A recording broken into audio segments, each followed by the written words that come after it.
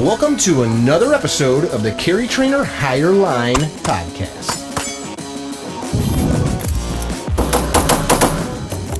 Hey guys, welcome to yet another episode of the Carry Trainer Higher Line podcast. We've got a cool interview for you today. Travis Tomasie, like Ferrari, right? Yes, perfect. They need some nice sauce and maybe some bread to dip it in, and we can get going with this discussion. Yeah. Yes, absolutely. So Travis, I'll give the elevator pitch. You are a world champion, national champion, pistol shooter. You were on the US Army Marksmanship team. You work for companies like Remington and others. Who are you working for now, by the way? Now I'm with Masterpiece Arms. Okay. High-end 2011s, right? Exactly. That's right. Okay. Very cool. Yeah. You've been on shows like Mythbusters. What other TV shows? You've been on a couple of them. Gosh, yeah, I did a lot Shooting of Gallery with Shooting Gallery. Michael Bain. That's right, exactly. And Shooting USA a bunch of times. Very cool. Yeah. So, what's your favorite pistol? Ooh, man. I thought you were going to say the one that you're sponsored by. I told you I wasn't going to ask you. Yeah, I like that. I was unprepared. So, yeah. Go ahead. Yeah, no, I was going to say the one that I have in my hand at the time is. There you go. You were trying to come up with some like words of wisdom for having the gun. So exactly. Just briefly, what's you shoot IPSC and USPSA, correct? Correct. That's right. Just for frame of reference to the viewers, listeners that are not into those games, tell them what that is a little bit. Yeah, well, it really falls under the heading of practical shooting. It's a combination and a balance of both accuracy and speed. And it was really founded with the idea of more, combat shooting scenarios with a handgun. And came about in the 70s, IPSC did. And it's evolved somewhat to, race guns and things of that nature, different divisions. They've got a division for pretty much any platform that you can think of. But it's really based in, like I said, the balance of accuracy and speed. And it uses a scoring equation called a hit factor, which is your points divided by your time. So obviously speed being the denominator, it's very important. But you also always have to balance that with getting good hits. So, and that's one thing that really appealed to me as soon as I got a taste of it was it's a lot like racing with a handgun. And so it definitely, it spoke to me in terms of that speed element. And then just, I can go into turn one wide open, but you're probably going to leave the track. You're going to miss the target. But obviously you can't go in there, 5/10 and expect to win. So there's always this balance, this fine line that you're riding in order to get good hits while doing it at, breakneck speed. It's just as fast as you can function the gun, just about. And then another thing I like about it. Yeah. Please. Oh, sorry. Okay. So there isn't like a fixed course of fire, like in some sports, bullseye or steel challenge, where you shoot the same stage every time. With IPSC and USPSA, it's going to be different. Every match, every course of fire. And I really like that aspect to it as well. That you don't know really, you may have some idea what they're going to have, but for the most part, you've never shot that stage before. So unlike something like Bullseye or Bianchi Cup, where you can sit and practice the exact course of fire, you can set it up on your home range, or Bullseye is just distance and having the correct target. But your training is to help you solve problems. Perfect. I love the way you put that. That's exactly it. And that would encompass working on everything. Support hand shooting, strong right hand, left-handed, kneeling, prone, clearing a hallway, getting up from the bed, loading the gun, 50 yards, I mean, it's pretty much point blank out to 50 meters. Really, I've shot well in world shoots, like in South Africa. I was shooting, 60 meters. So it covers so many aspects to marksmanship, and that to me, I don't lose my interest because of that. There's always something I need to be working on. Yeah, that's pretty perishable too. So perishable, more than a lot of people know. You got to keep the blade sharp. I have a lot of friends that are high level shooters. And it's amazing. I've been with guys that were at one point, like, and I don't want to name any names, but because it's not an insult, but it's just like, maybe my friend Les always calls it chasing the dragon. Les Keys Martoni. He just won a national IDPA championship, but he always called it chasing the dragon, like this unattainable level of skill that you just like get divorced over and fricking lose your job over chasing it. And then you get away from it for a little bit. And I've run into guys like this that have had some titles and such, and maybe they got into something else and they picked the gun up. And of course they still shoot like monsters compared to an average person, but like, they can't do what they did a couple, 2-3 years ago. They'd probably get right back up to snuff if they invested some months, but it does seem to go away. It goes away. Yeah, absolutely. It does. Especially that high level, if you've been competing at that high level, some people never get back there. And it's tough. It takes a lot of work. I interviewed Bob Vogel a year or so ago, and I remember, Bob. Yeah. Awesome. I remember him saying, though, like, he did what he wanted to do. He wanted to win a couple of things. He did it. And then he kind of was just like, I'm done with that. Like, I'm not going to go spend every afternoon getting lead poisoning out on the range. Exactly. That's the truth. And yeah, there's others as well. And he's a good example of that, though. Reached, the highest level. And we don't see him in matches anymore. He's out teaching and whatnot. But yeah. Whew. How'd you get into it? So you were part of the Army Marksmanship Unit. There's a lot of great guys, like KC came out of there, right? Yes, he did. Was Max Michelle there too? Yes. Yep. Yeah, those are my teammates. Yep. Max. Who else? Yeah. Daniel Horner. Oh yeah. Daniel. Yep. Yeah. And Shane Coley from Glock. Oh yeah. There you go. So we had the fortunate, the opportunity most of us overlapped while we were there. Max and KC was with them the longest. And these are your training partners. This is what we did every day. So you're being pushed by other champions. Yes. And that right there is probably one of the biggest advantages, besides the fact that you have the opportunity to train and that you have this. You go to the ammo bunker and you have this unlimited supply of ammo, which these days is even, maybe something I didn't appreciate so much back then. And now is just like, thank you, Uncle Sam. Imagine. Yeah, exactly. And, well, shoot, not to get away from your question, but I started shooting. I got into IPSC like in the mid 90s, and I've been competing in athletics, and my dad had been shooting IPSCs from like the 70s, like back when it was all 45 single stacks. Yeah. With leather holsters. That was my first very low round count.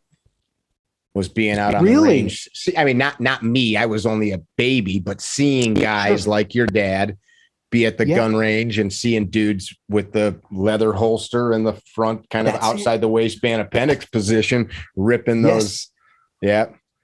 That's exactly what it is. I can see that in my mind now. Hearing those guys arguing about Ed Brown versus Wilson combat mags, and you're nailing it. Exactly. That was all the trick stuff back then. I sat there and ate those conversations up. Oh man, yeah, that's the truth. And it's funny, he was big into it, and he's like, you need to come out. And my interest in firearms was growing, and mainly back then was more from a self-defense standpoint.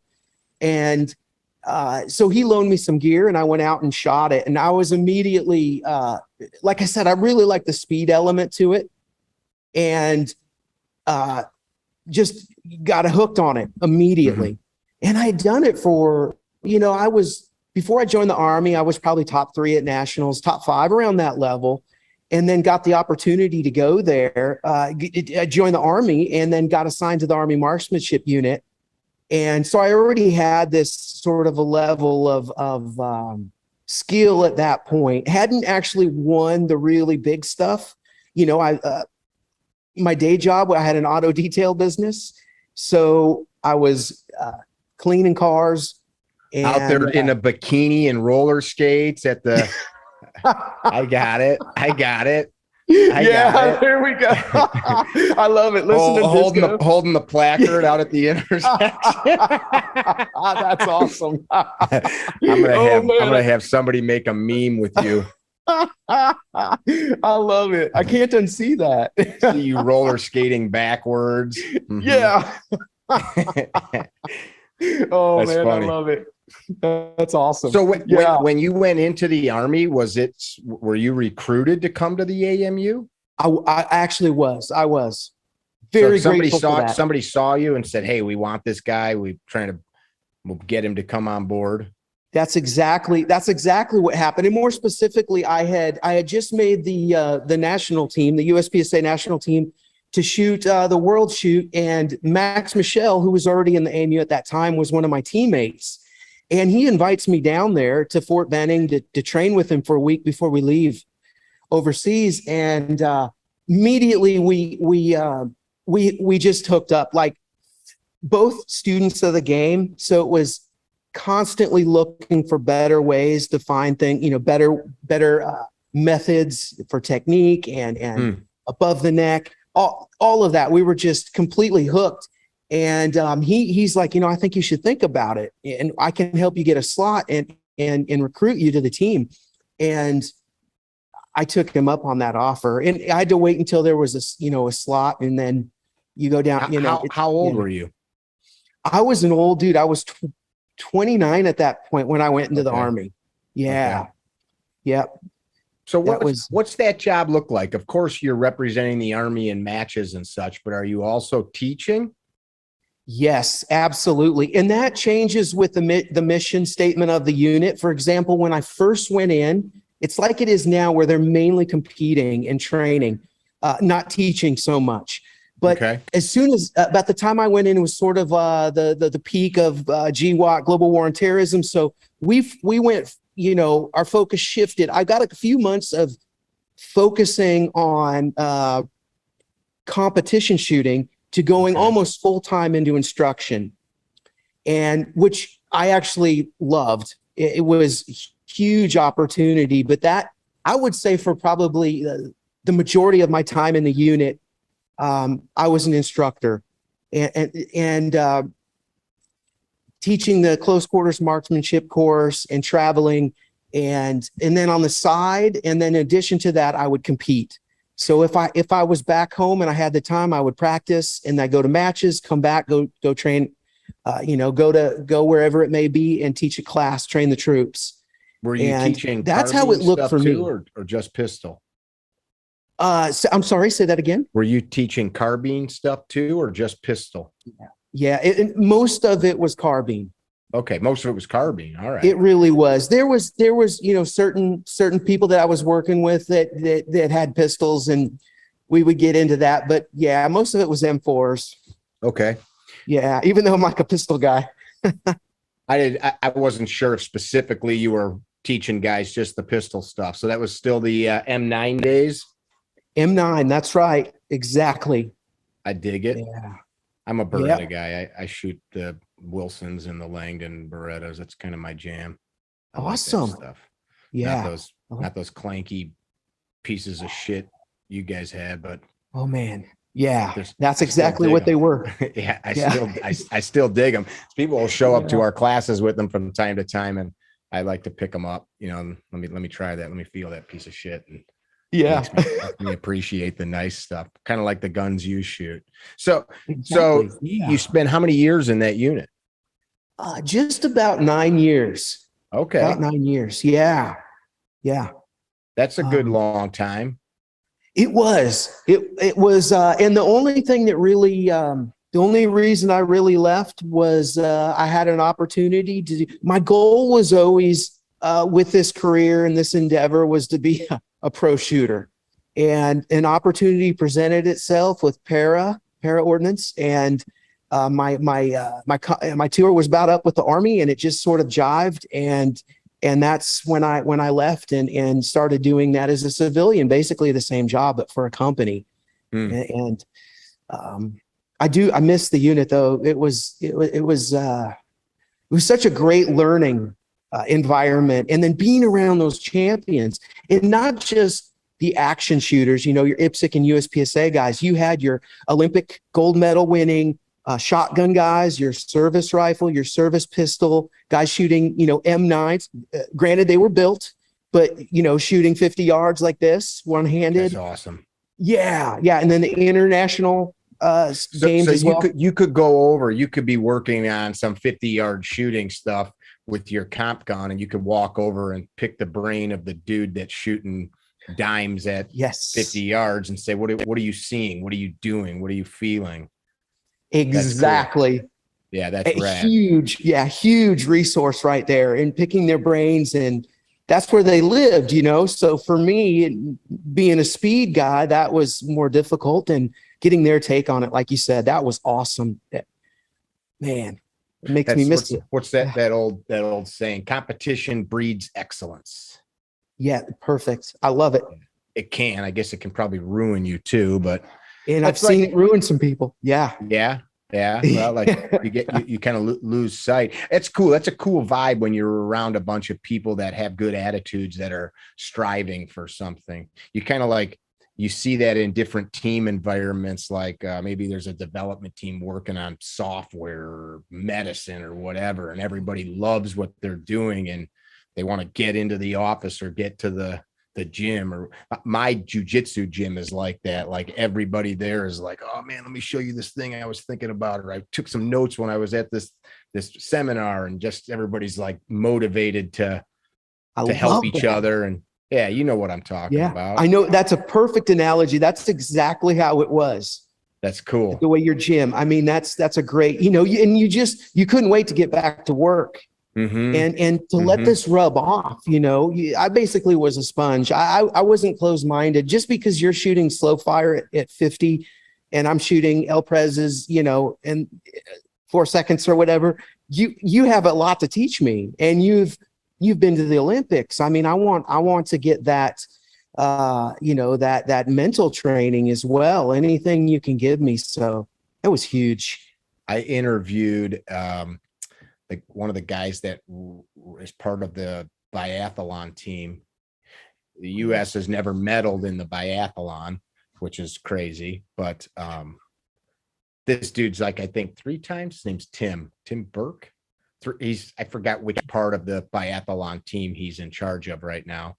Sure. But that has nothing to do with what I do or what you do with guns. But I was so intrigued by the fact that these people could be cross-country skiing at the same speed as a sprinter, and then without taking their skis off, unsling a rifle, load it, chamber around, fall into a prone position, shoot 5 shots into something that's like 3 inches, and then unload the rifle, re-sling it, and do all of that in like 4 or 5 seconds. It's amazing. Shooting with their heart doing 130, 140 beats a minute off the ground. 150, 160. Yeah, like exactly. That kind of stuff. Yeah. It really is. Yeah. So, and they probably look at what we do and think, well, how are you guys doing that? But sure. I think there's probably tons of similarities, anybody at your level, but especially high level competition shooting. Like a lot of the guys at the range that I kind of spent a lot of time at, you'd see guys spend months on transitions. Or I've got a friend, his name's Eric Camps. Maybe you've come across him in matches. He shoots on a national and international level. he's always, he just switched guns, but he shot Glocks for years. And you look at the mag well of his Glocks, it looks like dogs chewed them up because of all the reloading dry fire practice that he would do. So for a little while, this group of dudes would like send each other pictures, like, show me your mag well. And, you know, like if somebody's was too clean, you know, it meant that they weren't practicing. I got one of the guys in that group would do conference calls, and I'm quite certain, because he's an IT guy, he figured out how to make his camera play like a loop of him sitting there, and he'd be off camera dry firing. So like you call him and you hear cha cha cha cha cha cha cha cha cha, and you hear like a gun going in and out of the holster, and you're like, are you shooting light switches right now as we're talking? Yeah, maybe. Oh, I dig this guy. Yeah, it's fun. It's awesome. It's fun. Yeah. So you get out, you go to Para. What'd that look like? So you work for them, you're competing, you wear their shirt. Are they still around, by the way? They're not around. And I could tell you how that whole thing went down. Yeah, talk about that a little bit. Yeah, absolutely. So initially, yeah, I'm quote unquote the pro shooter. And so not only am I competing for them, but they brought me in sort of into the business in the fact that I would go every other week and spend the week in the factory, you know, helping to improve the quality of the guns, the functioning, and then also working with like customer service, like trying to diagnose issues. And it was actually, it was really enjoyable. And we, at that time, Para had a history of some poor quality. And we had some new people on board that were we were just attacking it. We were improving things. Every day was getting better. And I was loving it because here I am a civilian now, and I'm getting to go and shoot major matches and basically living the dream that I had, you know, that was what I wanted to do. That was what I started to do, or what I, you know, was my goal from the beginning. I wanted to win a world championship, nationals, be a pro shooter. And here I am doing it. And eventually Remington starts looking at acquiring it. Yeah. And, suits start showing up, and an offer was made, and they bought Para. And for quite a while, I would say at least a year, or maybe two, I still functioned as like Para's guy. You know, I was the shooter for Para and shooting Paras, wearing the colors. Mm-hmm. And then at some point, so you have Remington who's making their own 1911s, and then you have the owner of Para, that's Remington, and then Para's 1911s, double stacks and single stacks. And at some point, somebody figured out that they were competing, and it was somehow hurting Remington. So ultimately, they killed the brand. They shut down Para, and I became the Remington guy at that point. But that was a mistake to shut it down, I have to say, and they learned that later. But in at least in that niche of 1911s and double stacks, Para had, believe it or not, a bigger name than Remington. Sure. Yeah. And so you pissed off a lot of people, and all they did is basically rebrand the Paras. It was essentially a Para with Remington R1 on it, which would be obviously the natural evolution of that product line. But yeah, it was quite a trip, just, going through the ups and downs of the industry. We had some boom. I was there for the boom, was there for the decline. And then Remington's leadership was changing quite often, different CEOs. Mm-hmm. And so I saw the importance of having, I learned that in the Army, of having good leadership, but also the pitfalls of not having good leadership and what that can do to the business. Yeah. Yeah. Yeah. They really dropped the ball on, it seemed like that company just got good at acquiring things and rebranding things. Like my first gun was I still got it in the gun room at home, an H70 pump. Freaking $160 or something at Walmart when I was a kid. And same here. I would throw freaking corn cobs up in the air and shoot them, and it was a great gun. And then awesome. That was the late 80s, and all that stuff kind of turned to junk.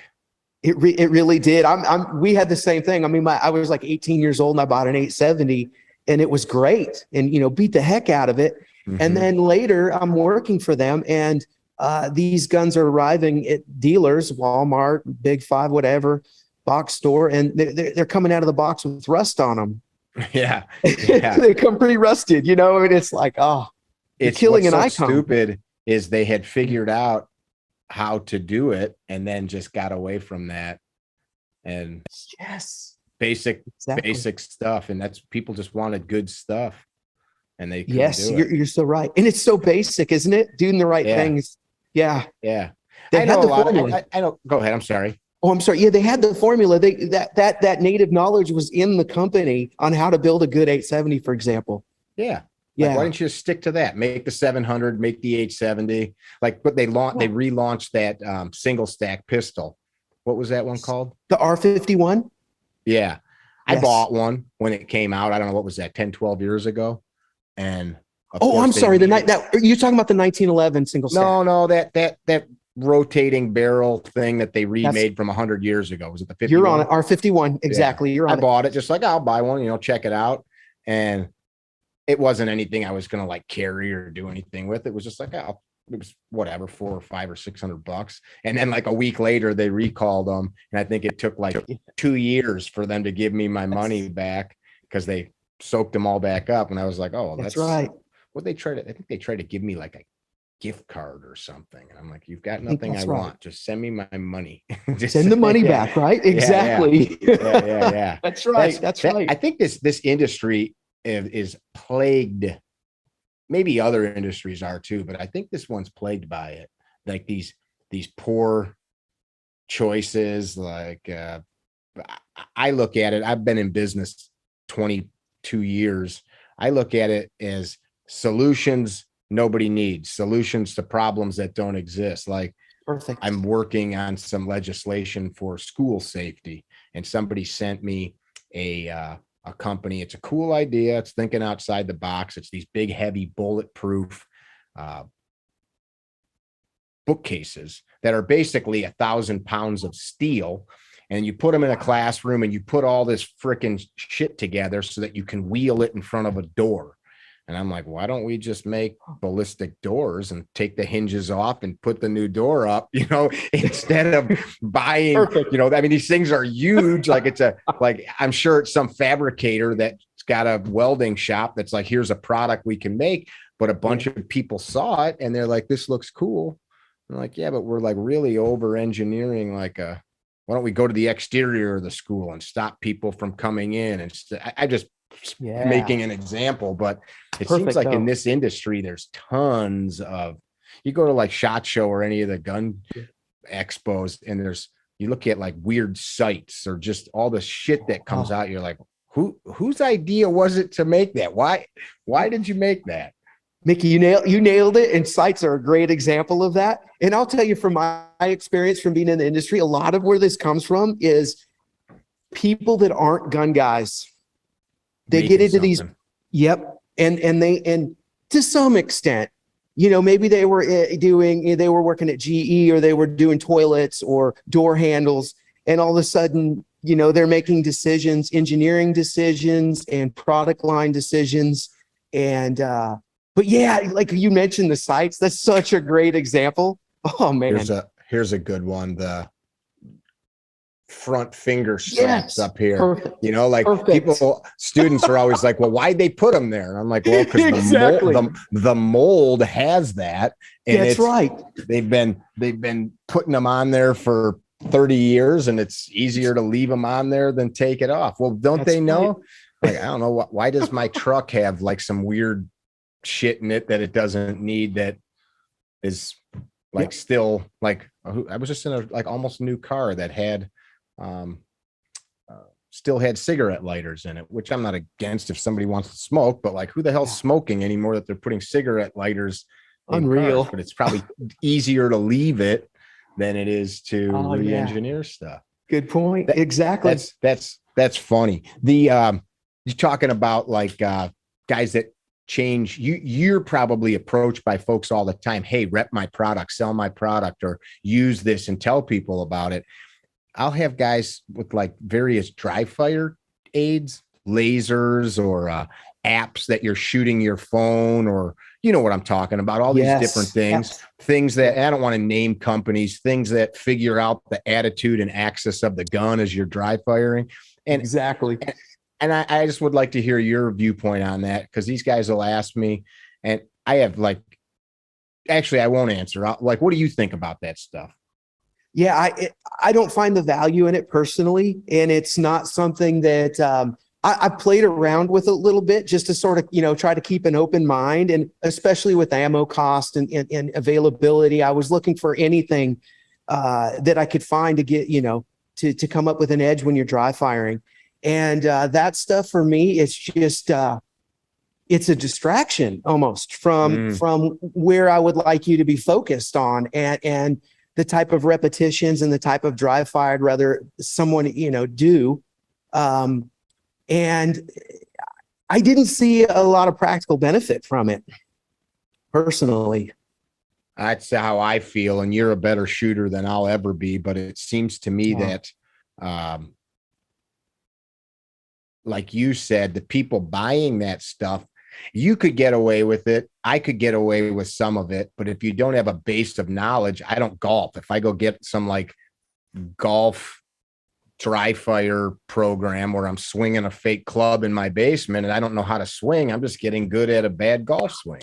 I love the way you put that. You know what I mean? Yes, absolutely. And you don't have that foundation based upon reality, actually being on the range, sweating your butt off and putting the holes in paper. Yeah. Knocking down over steel. I'm sure you're told by people, and I don't know, you're training probably higher level folks, but guys are like, it felt good when I was dry firing. Well, show me what you're doing. Well, that looks stupid. Like, why would you dry fire that? You're like, you're holding the gun like shit. Like, it just doesn't make sense. It seems like a lot of that crap just doesn't reinforce. It doesn't force you to have good habits because there's no negative outcome. Agreed 100%. I think that's the bottom line right there.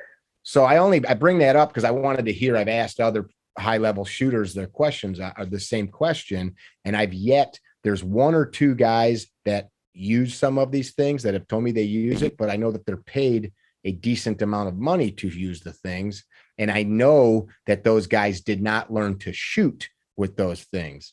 They learned to shoot like exactly. You or I learned to shoot, and then they could apply that to the toy. Yeah, exactly. And that may be, you know, but the people that are buying them use them don't have that base. Yeah. And so, yeah, like you said, you know, what's the negative outcome and what benefit are you really getting? And then a lot of people are like, you know, you mentioned like they have a crappy grip and they're reinforcing these things and they don't have recoil and they don't have an actual outcome-based target, you know, to see what's the result of their technique and what they're doing. Mm-hmm. Yeah, I think that's an issue. I have two products that I use. I've got a dry fire magazine, which allows a Glock, or I think they make one for a 320. I think they make one for a Smith & Wesson M&P. It just allows you to press the trigger over and over again instead of pressing a dead trigger. That I like that product doing certain things. And then in my double singles, I have a laser cartridge. I do a lot of point shooting, so I can, you know, point shoot around the office or some safe spot. And because I'm not getting a sight picture, I can see what I'm looking at. Did the laser appear on it? And with the double action, I just keep pressing through the trigger. Like, I'll do shit like that. I like that. And if I had that magazine for my gun, which they don't make, I would have one of those for sure. Yeah. To reset the trigger. And then, man, I love your hip shooting, by the way. You're really, your accuracy blows me away. I've never spent any time doing that, and I would like to. I'm sure you'd figure it out in like an hour. I don't know, but you make it look easy. I know it's not, but it's cool to hear that it's something you've worked on with the laser, because those are actual results. If your laser's zeroed, you're not getting that visual input from the sights when you're doing that. I mean, it's your spatial orientation. I mean, you're focused on the target, I imagine, and your gun is down here. I think that's awesome. I'd like to do I would that. bet that you take shots all the time that you're not seeing sights though. This is true. Yes. Yeah, I'm sure you, as you're so used to seeing, I'm surmising and making an assumption, but I bet you know what it feels like to face an IPSC or USPSA target and just punch your gun out, and like dump, or whatever phrase you use in your head. You're just bang, bang, bang, bang, bang, and you're not refining sights. You shoot irons, right? Yes, predominantly. And you're absolutely right. You're absolutely right. Absolutely. I do in matches. And, if I know from experience the targets that I can get away with that using just a raw index. And then other targets I know that I do need to see the sight, even though I may not be adjusting my focal length to have the sights in focus, I still see them, even if they're blurry, if the difficulty of the target dictates that. And so a lot of it, I'm always starting with a target focus, and then depending on the target difficulty is how much I'm going to adjust my focal length, which for me just means shortening that focal length such that the sights start to sharpen up. Oh, cool. So as you see the target in the distance, whatever it is, close or far, you bring your vision back to the slide as required to refine it. That's what I'm hearing. Yes, that's perfect. Exactly. Okay. How's your vision? How old are you? So I'm just turned 49. Okay, so we're about the same age. Do you still see the sights clearly without corrected lenses or anything? I'm at the point now. So I've always had really poor far vision. So where I usually run contacts or some prescription. I need that to see far. And now I'm at the point where it's difficult for me to focus. Even if you said you have all day, go ahead and get a razor sharp front sight focus. It would be dependent on the light quality of light. Okay.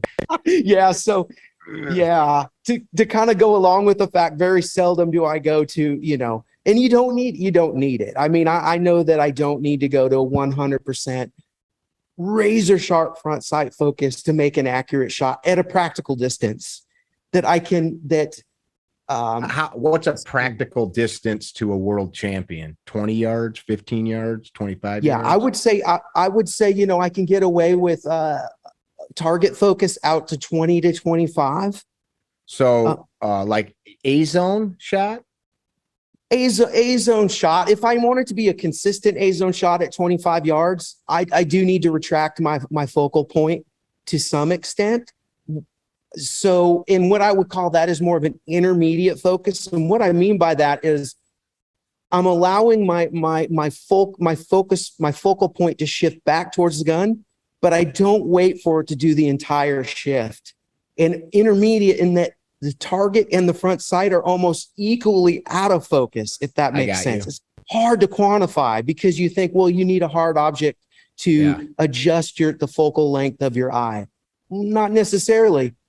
And why would I not bring it all the way back? Well, number one, I'm older. It's harder for me to see it. And number two, it takes time. Takes time for the actual muscles to contract and make the eye focus. That's right. Exactly. Three things have to occur. You have to adjust that lens. So you're contracting those muscles. You have to, your retinas basically your eyes come together to go to a nearer object. And, all these functions that you're not really aware of that have to take place in order to adjust that focal length, that it does take time. It may not seem like a lot of time to a guy that works in a cubicle all day, but to somebody who's on the clock where hundredths of a second matter, it does take time. This is why dots kick ass. You can't beat it. Absolutely. Yeah. That's the number one reason you can't beat it, for that reason alone. Do you compete with irons and that depending on which division you're in? Exactly correct. Why not just one or the other? So I do mostly irons, but throughout my career I've done half and half. I started on an optic, which is a weird timeline. Okay.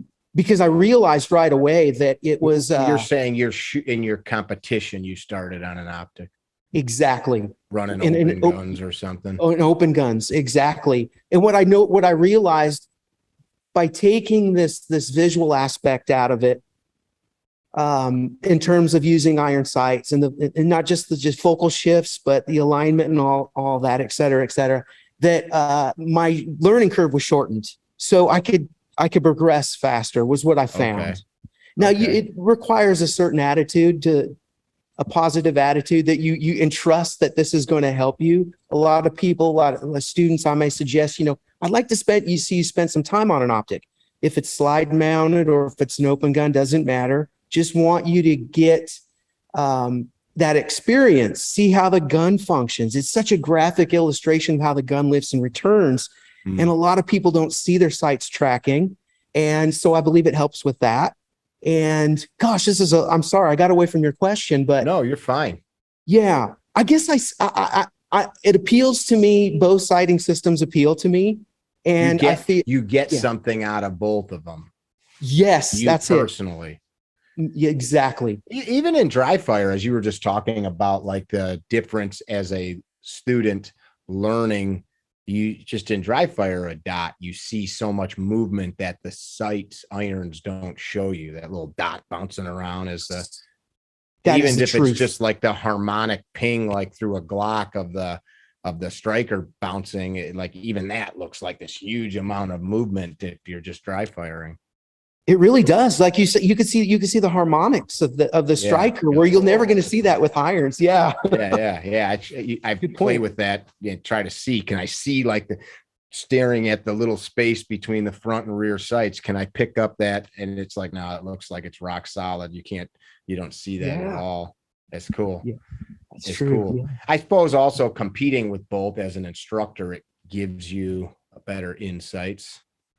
Yes. From one platform to the other.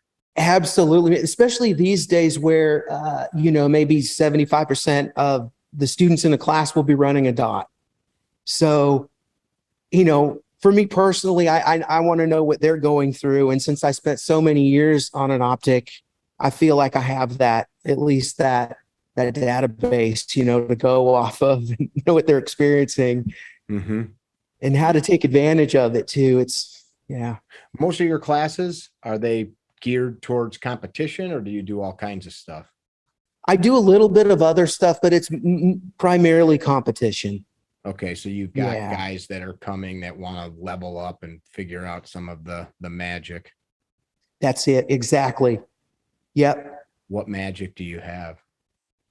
Wow, man. What magic do I have? I like to think that I have a lot of it, but it's a combination of like mechanical technique and then cognitive technique. So I like to have a good mixture of not only, breaking it down in terms of your mechanical techniques, but also giving them a good idea of what it takes from a neuroscience aspect, not just competition, but in shooting a gun and shooting a handgun at breakneck speed and hitting the target and doing it consistently. It's cool if you could do it once, but I'd like to see you do it 10 out of 10 times if possible. That's always my goal.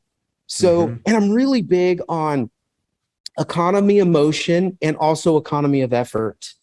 And what I noticed in my own career, especially when I had maybe 2 or 3 years into this. And now when I say, it seems like I was new at 2 or 3 years, but I was doing this.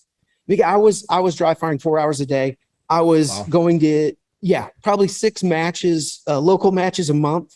So I was completely obsessed. Yeah. Yes. And no balance in my life, right? No balance. Were you married it's at all the time? one thing. Or with? I'm sorry? Were you with your wife at that time, or were you single guy? No, totally single. Didn't even have a girlfriend. Yeah. You and your guns and roller skates in some apartment somewhere.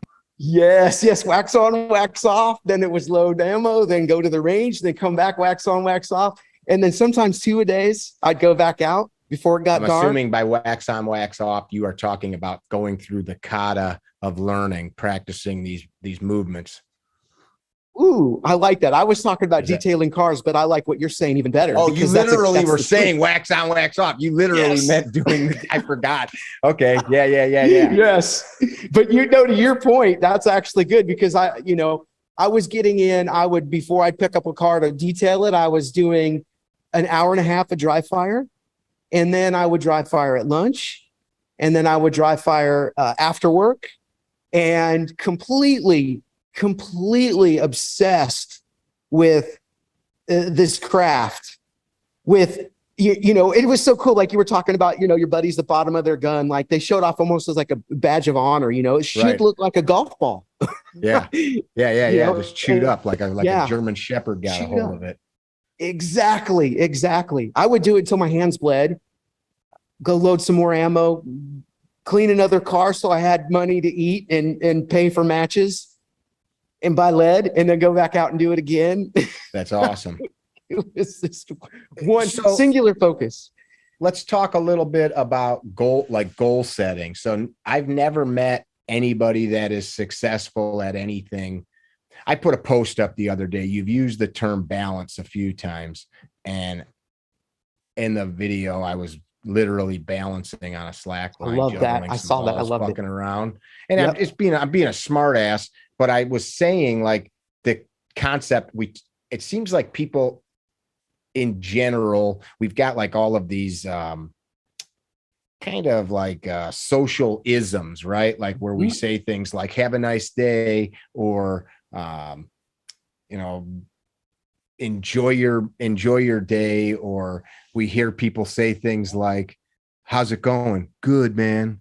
Or I'm just trying to find a good work-life balance. It's like crap like that. And this word balance comes up all the time.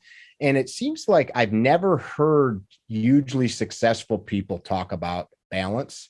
Great observation. You identified it, but it wasn't like you were probably saying, I need more balance. You're like, yeah, I'm going to keep chewing guns up and loading ammo at 2 a.m.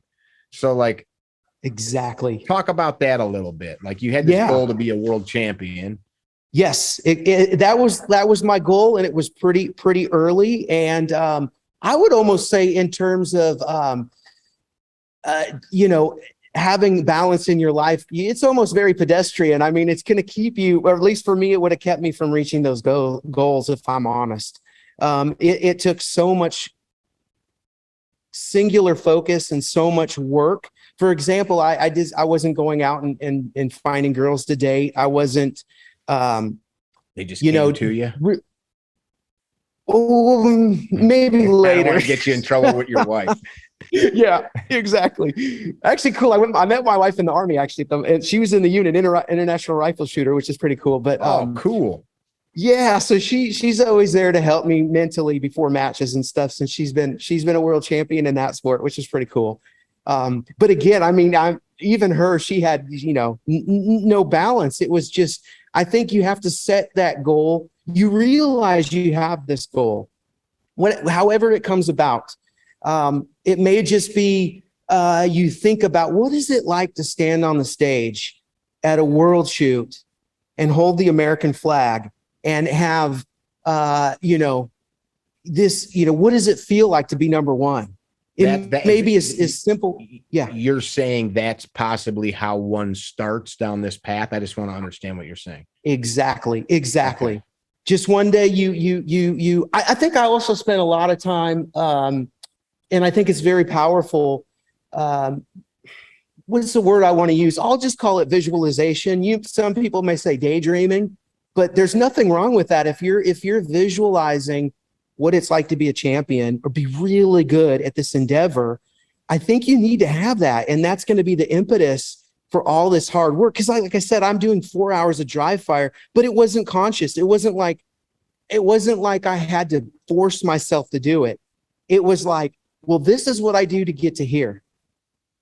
And I relished it, really. I loved it. Oh, my hands are bleeding. That's awesome. That's stupid. But I mean, that's how I looked at it. And it also that goal, setting that goal is that direction. You're getting that, you need that direction. If you're at the bar every night of the week and not spending that time with your gun, it's going to get pretty hard to become a world champion. It's going to be really tough. Maybe there's people that can do it, but I've never met anybody successful. Were you like this in other things? You said that you competed in athletics or something like that. I did. So I was playing soccer, and I was at a high level of that, but I never had the same. I would say I had the dedication, but not the same focus in that I started to completely break this whole shooting thing down to a level that completely deconstruct it and study anything I could that could make me better. And I never applied myself that way in soccer and sports the way that I did in shooting. And I don't know. I think maybe it just resonated with me that this is something I really, Were those two endeavors congruent, or maybe, I guess my question is, did you maybe just get more mature and have the bandwidth and capability? Or I think you're on to something there, because it was like, I got done with team sports. It was basically, I was like, okay, team sports. And I say team sports because your outcome of the match, the game, whatever it is so dependent on the rest of the guys. And I felt I was applying myself maybe much more so than them, and basically running around like a chicken, trying to do everything.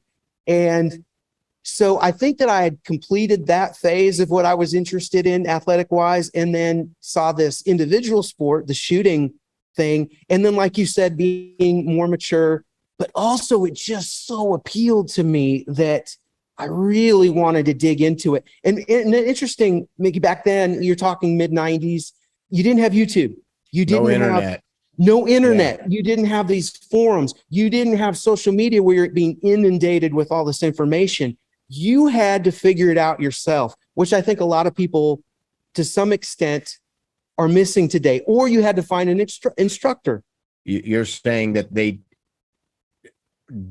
do not, or are not having to go on this pilgrimage to figure this stuff out. It's precisely. I talk about this in every one of our pistol courses. Like, everybody understands the basics of how we hold a pistol, right?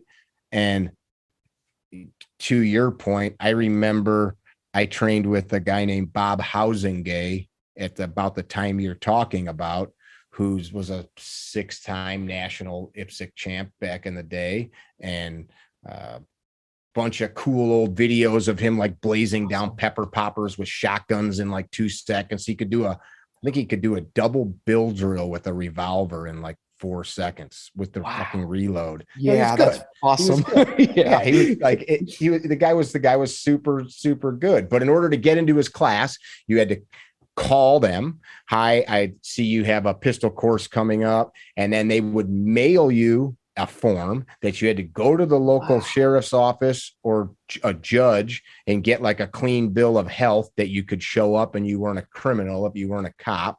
Then you mailed them a check, and then you went to the course and you did the shooting program. But there was no such thing as like Brian Enos's book or things like Jim Cirillo and those kinds of things. But there was no I remember trying to like see pictures of like Latham holding stuff in magazines.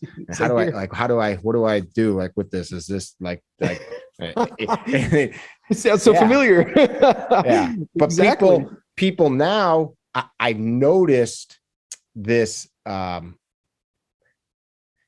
guess, phenomenon, and it's probably true in a lot of other things, where without doing all the work you're talking about, people have lost, isn't the word, because they never had it. They haven't gained a totality of like why things are a certain way. And then I'll hear, for example, the grip. I'll hear guys call it like the thumbs forward grip. So Daniel Horner, do you know who DR Middlebrooks is? Yes. Yep.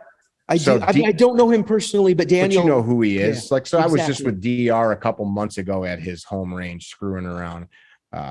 Cool. Daniel trained with him a bunch. So did another friend of mine. So I've known DR for years, but he has some tweaks to this grip that we all know.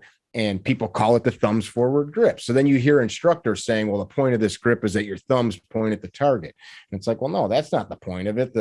That's a byproduct of holding it this way. Your thumbs just maybe are doing that, but they don't understand what they understand it enough to kind of replicate shit, but then they don't fully appreciate like why something is. And I guess that's just one thing, but is that kind of what you're talking about? Yes, it absolutely is. It's the why, and actually going through the process yourself. This is actually a perfect example when you're talking about the thumbs indexing the target. Like that's not really why we're doing that grip or why you're building the geometry of that grip. But you know, when you and we were looking at maybe American handgunners to see how Rob Latham was gripping the gun. And then we kind of have an idea, but then we're figuring out our own. And I think that, like you called it, a pilgrimage, there's a lot to be gained from that. And you build this understanding of why am I doing this? And why this works for me, why it maybe works for your students. And I think that's so valuable. I mean, you have people teaching today that are younger than us that never went through that on their own. They've got it all from YouTube. And I think I recommend occasionally to people, the students as well, to turn some of this stuff off and figure something new out on your own. Just anything. Yeah. I don't care what it is. Yeah. Just figure something out. Touch it, feel it. We do a rifle course and I call it farm boy shooting. It's nothing earth shattering, but to everybody that comes, it's earth shattering. I teach them how to zero rifles. And like guys, hey, what's your zero? I don't know. I only had 20 yards at my range, or I use the 5200, or I use 100. And guys just say that, like, okay, where's your round going to hit today in this environment, shooting flat at 175 yards? Where do you hold? And like, oh, I don't know. So then you don't know your zero. Like and it's like, that's awesome. That's shooting a gun. And you like, so we start to have these discussions and we teach them how to run dope and stuff. And not even like, this isn't even long range stuff, just zeroing like a hunting rifle or your carbine. And I'll ask guys, like, didn't you freaking like read Jim Carmichael when you were a kid, or like Outdoor Life, or any of the, like, I would sit, I've got this bookshelf behind me in the office here is like books that mean something to me, but I probably have 1,000 old crusty hardcover books on like, you know what I'm talking about, like Elmer Keith and all this stuff where guys are like, they were wildcatting the rounds that now are all normal today that we go buy at Walmart or wherever, but like trying to figure out all of this stuff. And as a kid, I'd be sitting there with a flashlight reading about it, like, ooh, like, what's that? You know what I'm saying? Yes. That's a great course right there. I like, you know, you're putting them in that situation. I love that, expanding their awareness. And you have that, you've got all of that data that you've accumulated. You've done it the manual way. You know what I mean? You've the only way I personally will figure it out. Because if I sat in a course where somebody showed me all the ballistics on a chalkboard, I'd be like, to take a nap. yes. But I guess I just only brought that up because it feels like, talking back to the original question of goal setting, like people want to be, here's a phenomenon. Travis runs a course. You come to Travis's course and Travis has a skills and drills test where you can win a medal or a patch or some cool shit. And I could come to your course 4 times a year and I just can't seem to get it yet. And my whole goal in life is so that I can say, like, check it out, I've got the freaking badass patch or whatever. And what is that? And I'm training for this instead of like the totality of the skills that, for me, it's all about violence. That's the only reason. I mean, I enjoy shooting, but the context is always violence for righteous reasons. Like, is that a weird phenomenon to you that I think we're seeing now? Yeah, I think that phenomenon, I think it's, I don't, I think it's the natural progression with all this digital world, so to speak. And it kind of goes with shoot, a participation awards to another thing I can't stand. And just this, oh man.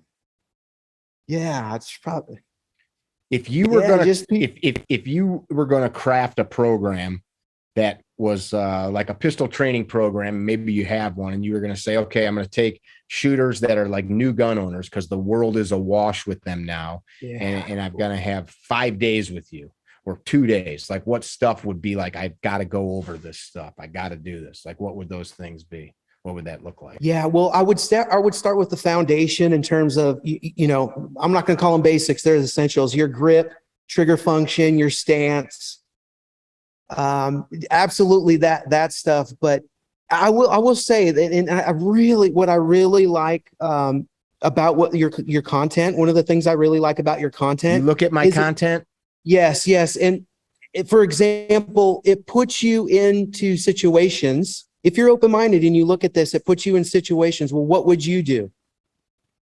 Let's say it's a gunfight, let's say it's an act of violence, whatever happened. And it puts you, I think it's a level of preparedness that you're not going to get just shooting on the range, shooting targets and acquiring what some people may say game skills or whatever it is that I spend a lot of time on.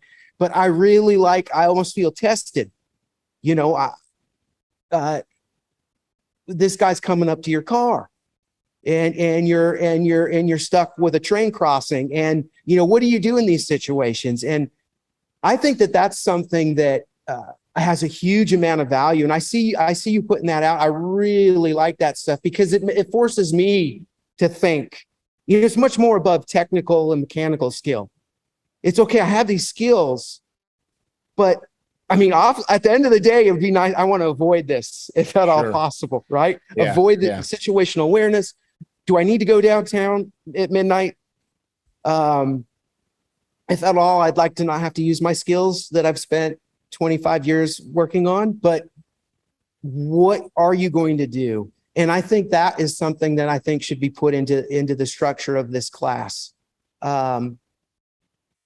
Absolutely. Besides the essentials, especially a lot of these, new gun owners, at least the people that I've spoke to, they got it because they feel threatened, and not just from legislation and the fact that they may not be able to get one in the future, but a certain, there were structure fires, less than a mile from the house, and people were rioting. And my wife, who's a liberal and completely anti-gun, is like, what do we do when they come down our block?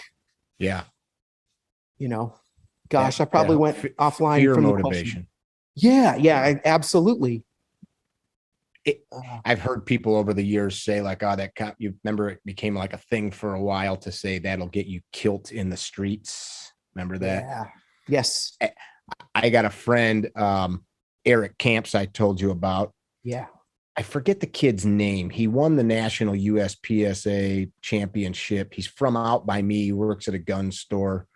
He won a production 3-4 years ago. Came out of nowhere. 20-something-year-old kid. Lives right out here by me in Rockford. Doesn't matter. His name will come to me, or you guys can look it up that are listening. But these two guys and a few other GMs are like walking through a parking lot, all legally armed, and like some guy started some shit with them, and they of course didn't escalate it, but like I laughed listening to them telling the story. And these are all super peaceful guys, like that are not, they're not the kind of guys looking for trouble at all. But thinking about this person, like, man, you had like 4 or 5 Jedis in front of you. Like, and you like, and people say like, all these skills will get you killed. Like, I mean, these guys literally practice sub-second draws and like sub-2 second build drills all day, every day. Like exactly. That person would just be like Swiss cheese, right? If something bad had happened, but that's the truth. Yeah. So somebody's like looking at a guy with your skills and being like, oh, that could be detrimental in a fight. Oh, really? Like shooting really fast and accurate and not missing and being able to keep your gun fixed if it goes down for some reason. Those are detrimental things. That's weird. It really is. It really is. Do you carry a big No. 2011? I actually have a Commander. It's a Masterpiece Arms that I carry, a 9 mil. So I've got 18 rounds in the gun, and that's what I'm carrying. So not like a Colt Commander. They make a model that's called the Commander. Correct. So in Commander's just it references the fact that it's a 4.25 inch barrel. Okay. Yeah. Yep. Versus your standard 5 inch. So it's a little easier to conceal. Yeah. So it's 18 plus 1 Or 17 plus 1. Yeah. 17 Sorry. plus 1, Yeah. 19 or 2011.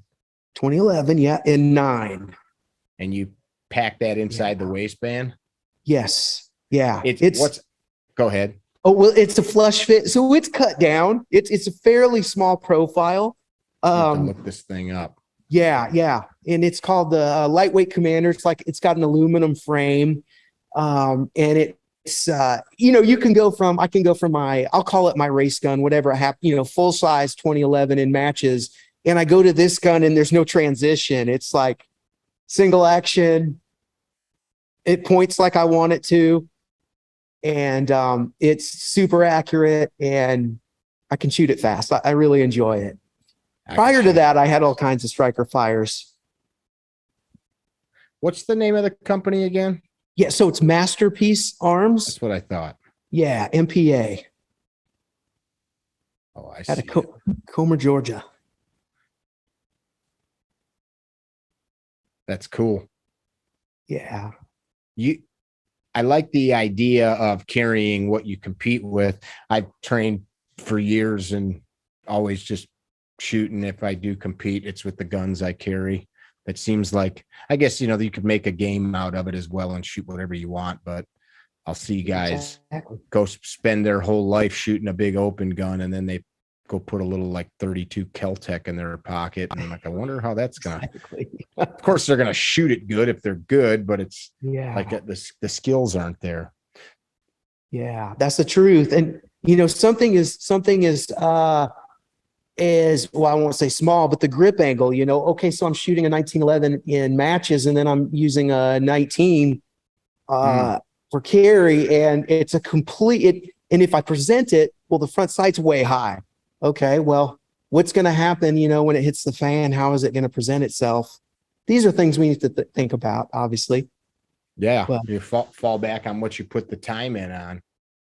Exactly, which is typically way more on your match gun. If you're a competitor and you're wanting to win, you're going to have a lot of reps on it. Do you have the same sights on the gun that you carry as their? They're really close. Yeah, it's really close. It's just, it's like I go from a 90 thou front to like a 110, but it's really close. Like, it looks the same to me, essentially, especially with my older man eyes. You're not that old. No. So this goal setting thing that we started talking about earlier, do you still, well, I didn't even finish that question earlier. We kind of navigated away from it. At that time, was the goal just, I want to be a champion, so you dug in, or did you have more compartmentalized goals? Like, I want a sub-second draw stroke. I want to be able to shoot a sub 2 second field drill. Like, just an example. Like, did you have compartmentalized goals, or was it just become the best you can be?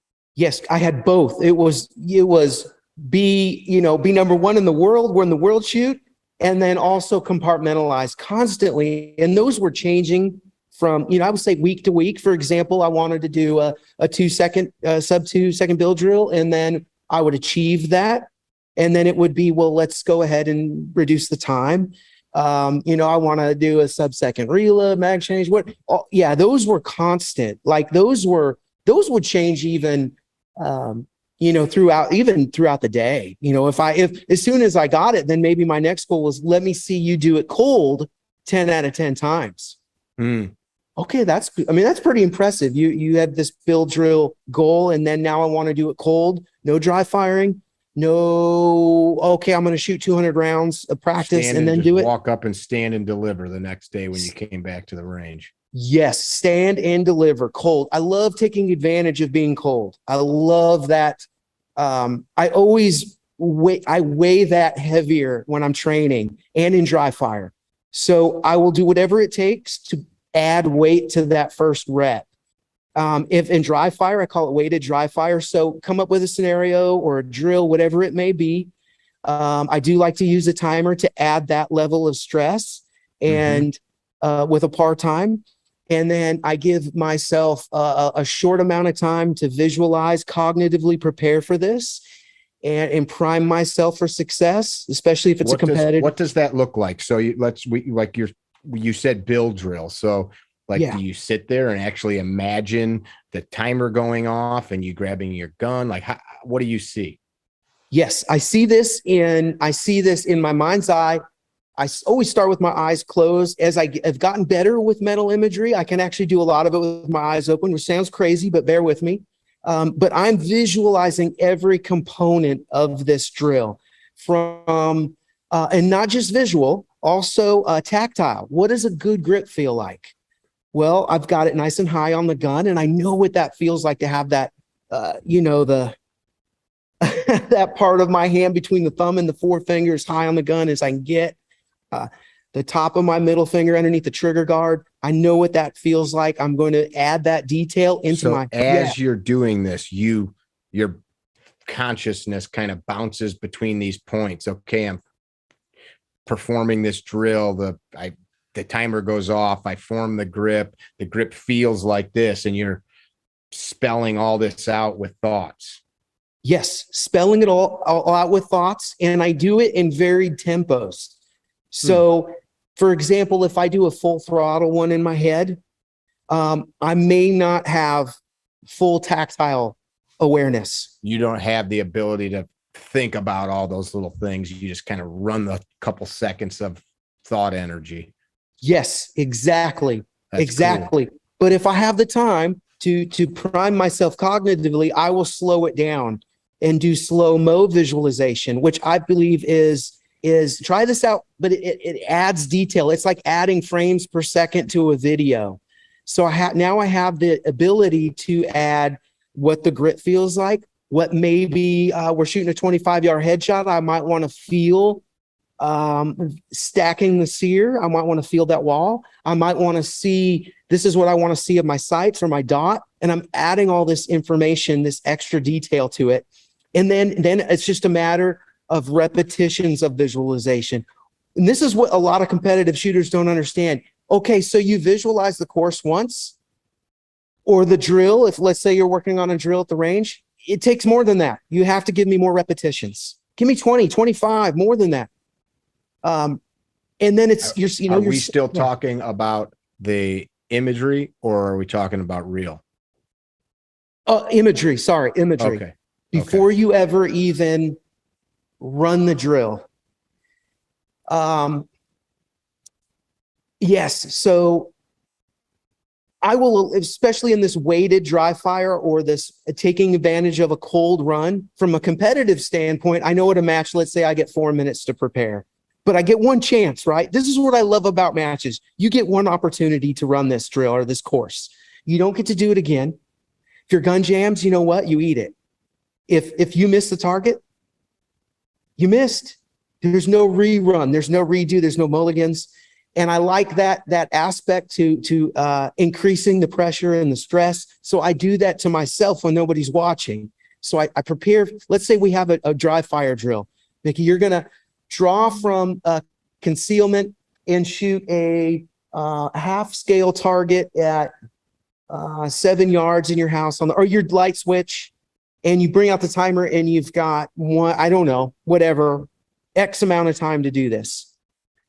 You prepare for it. Maybe you go off of the timer response, or maybe you're watching a video where somebody's drawing, whatever it may be, but you get one chance. Even put some video up. You're recording.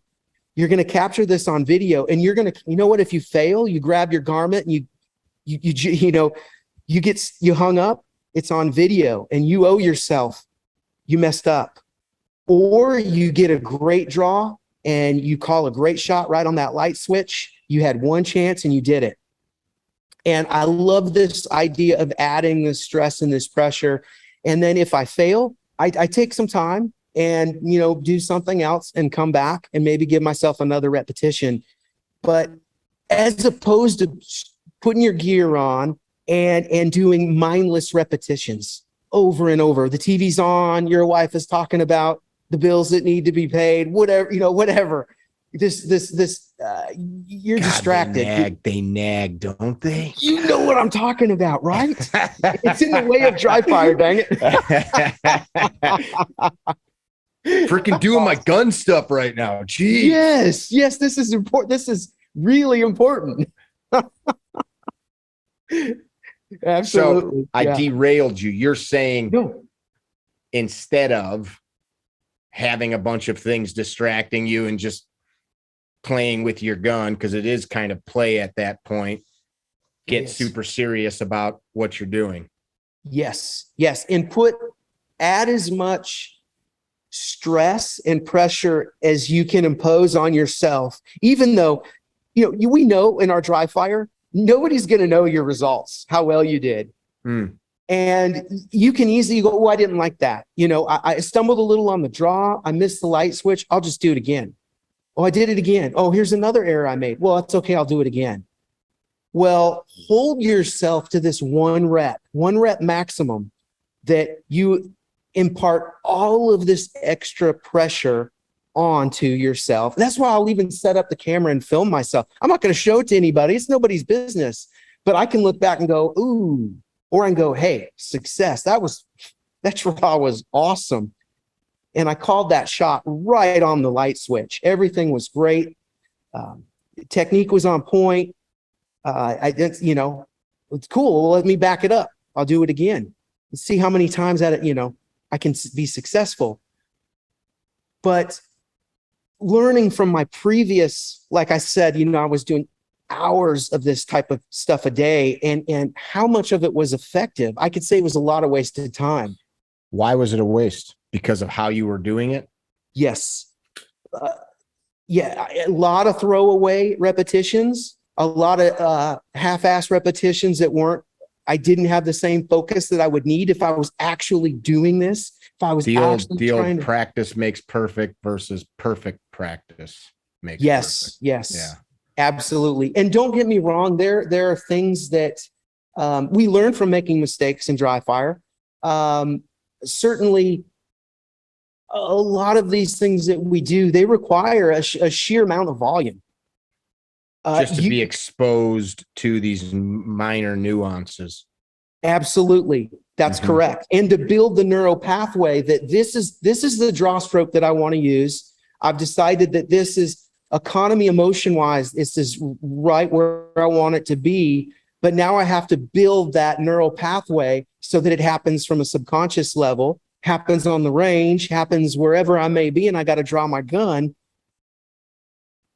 I need to build that neural pathway, and it needs to be precise. It needs to be accurate, and I need to create a walkway. I need to make it a highway so that this is what my subconscious is going to do. And for me personally, that was a large part of my learning curve, was figuring out a more efficient way to do that, more than just sheer volume of reps. And one of the big things that helped me a lot was slow motion training. You physically moving in slow motion or videoing? No, actually both. But when I'm talking about here, is actually physically slowing the motion down so that you're consciously aware of every component of the technique. And you can make corrections as you go. And I found that you can program your neural pathway in less repetitions. It takes less time. Was this something you came upon by yourself, or was it something that was showed to you? I got wind of it from some other. I spent a lot of time, like we talked about, we had like the Enos book.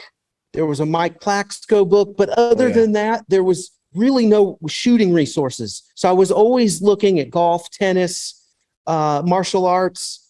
Lanny Basham.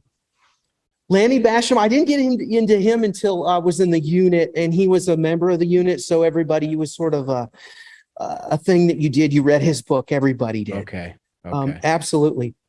But and I don't really know where I got where that started in my mind, but I was able to prove it to myself that slow motion is, yeah. Do you apply any of this stuff to other areas of your life? Maybe you don't have any other area. Maybe you're just all about guns. Maybe I'm assuming. No, I've another like a hobby that I have, for example, would be I like the guitar. So I've noticed that, yeah, if there's like a lick or a riff that I'm having issues with, I slow it down and just slow the tempo way down and work on each note and how I'm going to articulate it, how if it's a downstroke, an upstroke, all this type of things. I find it's a very analogous. Trav? I'm sorry? How long have you been playing the guitar? Gosh.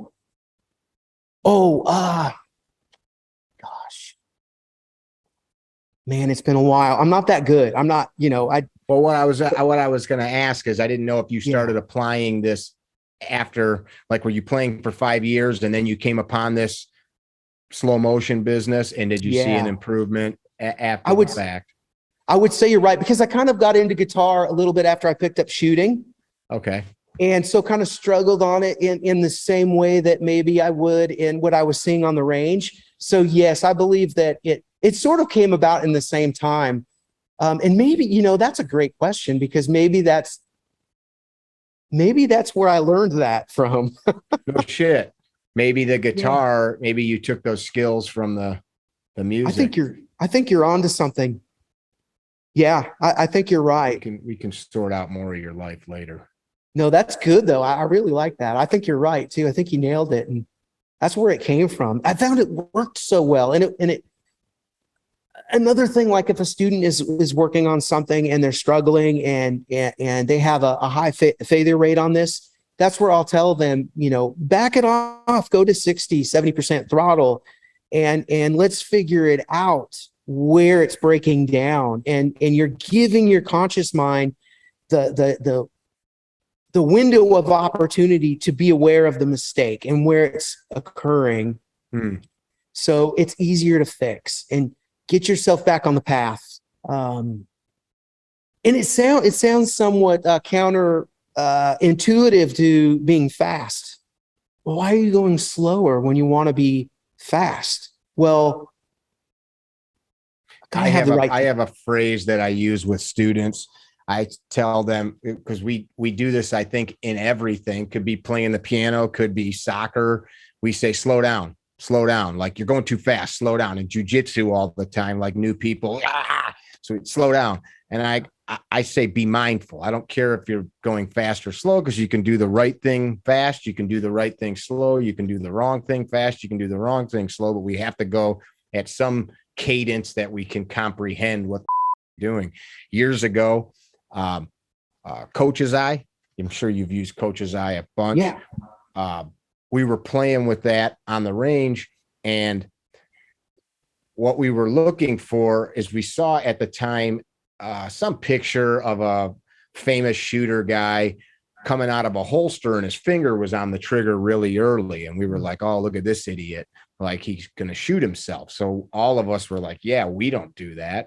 So we started, and we were all quite convinced that we didn't do that. And sure as shit, every single guy, and some of these guys were GM level dudes, every single one of them was coming onto the trigger as that gun was just clearing leather. And was it unsafe? I don't know. I mean, that really wasn't the point, as much as they were convinced, oh yeah, that gun's level away from my body before my finger ever, and you're talking hundredths of a second. Absolutely. But until we actually looked at it, and then you go slow. This was the reason I thought of this, trying to go slow. Well, I'm going slow enough that I'm now, okay, guns oriented away from my body, finger goes to the trigger. Well, that's exactly what I'm doing when I go fast. And I think it's mindless if we're doing it mindlessly, like the TV's on or you're doing whatever else, you're not ingraining what you actually want to get out. Agreed. Like today, I was doing kettlebell exercises while trying to listen to Spanish speak Spanish 101 or whatever. And I'm like, ¿de donde? And I'm pushing the kettlebell over my head. I shut it off. I go, this is pretty stupid. I'm trying not to hurt myself and use good form. And I'm trying to listen. I'm like, this is an effort in freaking how somebody drops a kettlebell on their teeth. Stop. Yes. And I'll just listen to some Led Zeppelin and finish my exercises, and I'll listen to the other stuff while I eat my breakfast or whatever. I love it, my friend. Led Zeppelin, you have good taste. I just want to put that out there. So you're not playing some weird, stupid stuff on the guitar. You're playing some classic rock. Is that what you? Yeah, pretty much all classic rock. Exactly. Yeah, absolutely. What kind of guitar do you have, or guitars? Oh, I have Strats, Les Pauls. I got a Wolfgang. Eddie Van Halen guitar. Yeah. So I like traditional and then some modern, but I love classic rock is pretty much. If you could only have one album for the rest of your life, what would it be? Oh man, that is hard. What comes to mind? Go. I mean, Led Zeppelin absolutely comes to mind. Yeah. Which album? I mean, you almost like, well, if you give me the greatest hits. Yeah, the one with like 740 songs. Yeah. Yeah, exactly. Man, that's a good question. That's going to come to me later. I mean, it's kind of a silly question, but it's just kind of like if you answer quickly, it kind of tells you what it would be. It does. And then, funny. Yeah, that's a good one. I like what you said about being mindful. And I think that resonates for me, especially when, if somebody's making a mistake or there's something occurring within their technique that they're not aware of. Awareness is so powerful. Yeah. I'm enjoying listening to you talk about this. I've used visualization for years and all kinds of things, but I struggle. I feel I have a good imagination. Was just talking about this with somebody the other day. I have a good imagination and can see things. I don't think it's stupid. I think sometimes people feel dumb doing it.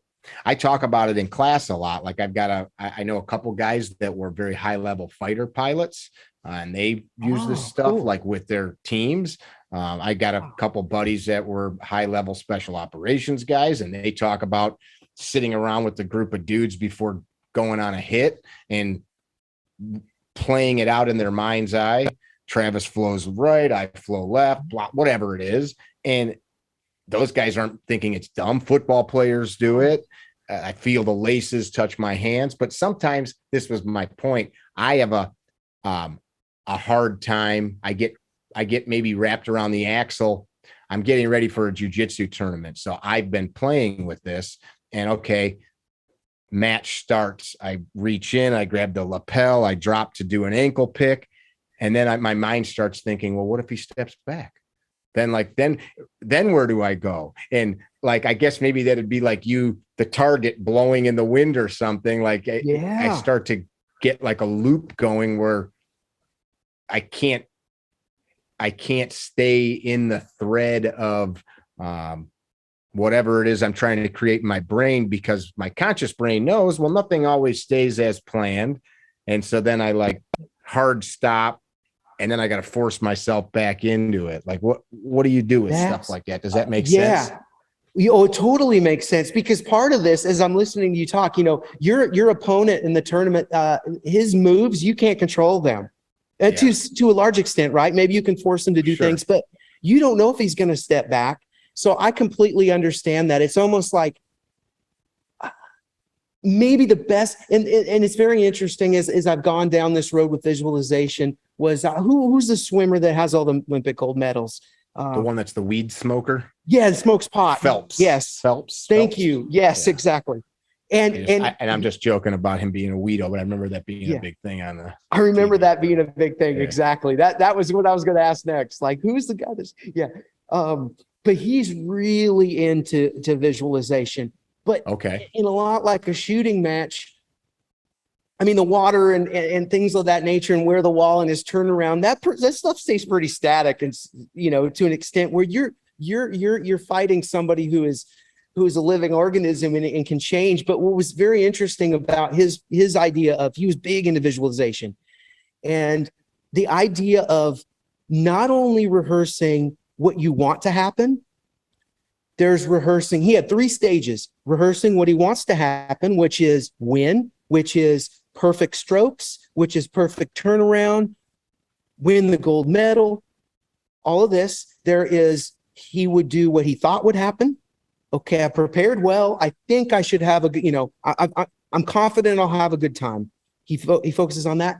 And then what was interesting, I never heard anybody else talk about this, was that he visualized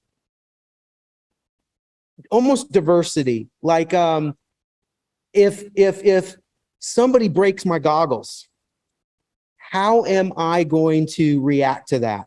So he would visualize almost negative things happening, and which, a lot of sports psychologists will say, well, don't allow negativity in. But here you are, the guy with the most gold medals, saying that he would actually visualize bad things happening and then him overcoming them, which I never heard any other athletes talk about this aspect to mental imagery, which I thought was interesting.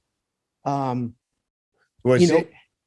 yeah. I think the one thing there is he had a good response that he was thinking about. It wasn't goggles are broke, I'm lost. Good point. I'm still swimming hard, or whatever the response is. Lanny talked about that in the book, about him telling his daughter. I read his book every couple of years. I just read it again. Him handing his daughter a cup of coffee and saying, take this to our house guest in the other room. Don't spill it. And then the kid spilled the coffee. And so he said, I think he gave one more analogy of a kid going out to score the winning touchdown. And the coach said, Travis, all you got to do is catch that ball and run it across the line, and you're good enough to do it. And then the quarterback or whoever said, hey, we're going to win as long as you don't fumble. And then the kid ends up fumbling. And every time. yeah. But is that kind of what you're saying? Like we have been taught to not even allow the negative thoughts in. Yes. And certainly my exposure to sports psychology, having been in the unit and around, Olympic athletes. And I personally, not to get off track, but I never had some of the shooters in the unit had access to the Olympic Training Center, and those coaches would come in and then coach them and train them all above the neck stuff. And me being an action shooter, sort of IPSC was like the redheaded stepchild, if you will. It doesn't have the storied history, and for example, of Olympic sports, and plus we're shooting humanoid targets. So that kind of gets in the way as well. So, but I can remember that was in terms of their visualization type of training. It was always, and to Lanny's point, don't allow the negative to enter.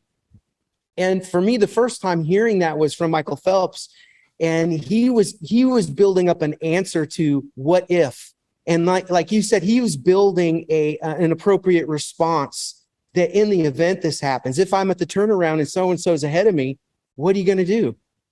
You're 3 points down at your match. And, this guy's pretty fast. What are you going to do? Do you have a plan? Right. Yeah. So I thought that was interesting and a little different than what more the traditional sports psychology. I just read a book called The Checklist Manifesto. You ever read that book? No, I haven't.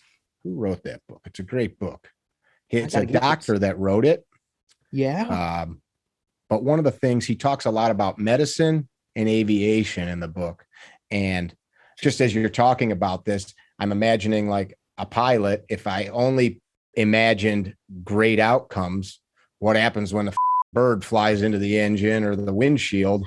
And like, I have to think of these negative instances, and then of course have real training and things like that I'm imagining, not just like pie in the sky stuff. But I wonder, as we're talking about this, did Michael Phelps, is he like the next evolution of this thought process? Did people like Lanny only take it so far? Hey, this works. I found it works because he's won gold medals, right? That's right. I found this works. So we'll just kind of leave it there. And now somebody like Michael's pushing that mental game. What do you think? Yes, I think absolutely, almost expanding the frontier of this whole process. I think you're right. And I mean, it was the first time that I'd ever, and maybe it's his coach or his staff that trained him up that way, but I'd never heard a professional athlete literally visualize bad things happening. And of course, you've been exposed to these people, so you're not a layman in that. Where if somebody else said that, it'd be like, well, you're not exposed to anybody doing this, so you've been around it for years and years and years. That's right. And rubbing elbows with Olympians, and they had carte blanche on psychological training, essentially. And that's why I was wanting to learn from them, because I wasn't getting that training. But yeah, absolutely. And it just seemed it really stood out. And I wanted, I have a reminder to dig back more into that. But yeah, I think. What's the old military adage about first contact? Every plan fails at first contact, something to that. Yes. Something to that I don't know verbatim, but that's right. Yeah, it's pretty much just something but what's that? It's basically the same thing. Yeah, and what are you going to do? What I'm. Yeah, I think it's planning for variables outside of our control. The mental stuff for me is the biggest hurdle. Like I'm not the greatest at anything I do, but the biggest challenge is always the mental portion of it.